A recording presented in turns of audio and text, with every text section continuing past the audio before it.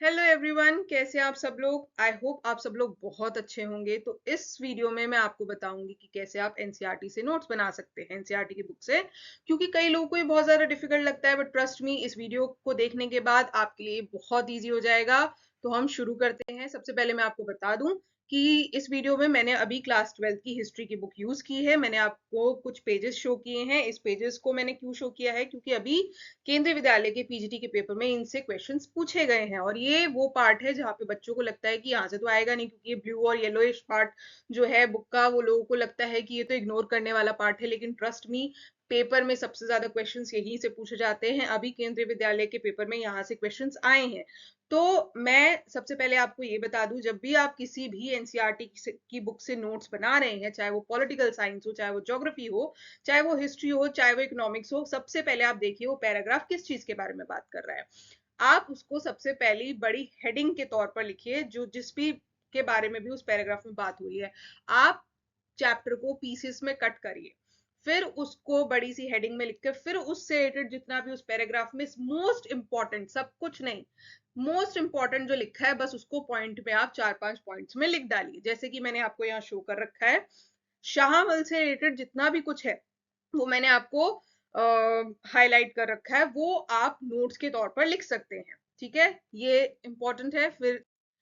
फिर मौलवी अहमदुल्ला शाह, ये भी पेपर में आया हुआ है इस बार के केंद्रीय विद्यालय के पेपर में, पीजीटी हिस्ट्री के पेपर में। इसके बारे में जो भी मैंने हाईलाइट करा है, ये आप अपने नोट्स के उसमें लिख सकते हैं। इसी तरीके से आपको एग्जैक्टली नोट्स बनाने, वर्ड, सिंगल वर्ड आपको नोट में लिखना है, सिंगल वर्ड जो भी इंपॉर्टेंट है। सब कुछ नहीं लिखना है, सब कुछ नहीं लिखना होता नोट्स के अंदर, ये सबसे ज्यादा इंपॉर्टेंट बात है।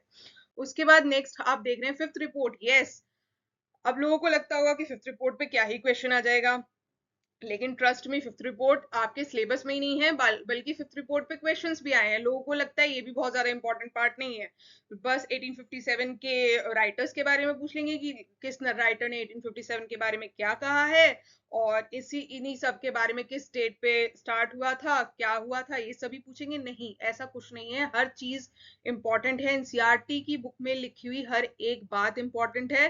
तो यहाँ पर जितना मैंने हाईलाइट करा है ये पूछा जाता है। उसके बाद ये चीजें हैं, ये सब आप देख सकते हैं। इसी तरीके से आपको नोट्स बनाने हैं। ठीक है, यही पार्ट आपको, इतना जो बहुत ज्यादा आपको लगता है, देखिए आप टीचर के एग्जाम के लिए प्रिपेयर कर रहे हैं, आई होप सबको इतना पता होगा, आप सबने कॉलेज की पढ़ाई कर रखी है, क्या चीज इंपॉर्टेंट होती है हम सब समझ सकते हैं, इतना दिमाग हम सबके पास होता है। फिर भी अगर आपको प्रॉब्लम आती है तो मैं यहाँ हूँ। मैं अभी आपको और भी बुक्स की नोट्स कैसे बना सकते हो, कैसे कौन कौन से टॉपिक बहुत ज्यादा इंपॉर्टेंट होते हैं एग्जाम के, उससे मैं पॉलिटिकल साइंस के भी बताऊंगी, मैं आपको इकोनॉमिक्स का भी बताऊंगी, मैं आपको ज्योग्राफी का भी बताऊंगी, डोंट वरी।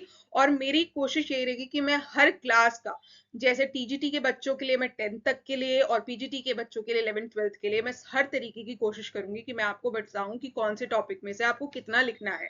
और भी अगर जरूरत पड़ेगी तो मैं और भी तरीके आपको, इससे भी बेटर तरीका बताऊंगी आगे की वीडियोस में, कि आप और बेहतर नोट्स कैसे बना सकते हैं। और नोट्स को आप रोज रिवाइज कीजिए, क्योंकि ये बहुत ज्यादा इंपॉर्टेंट है।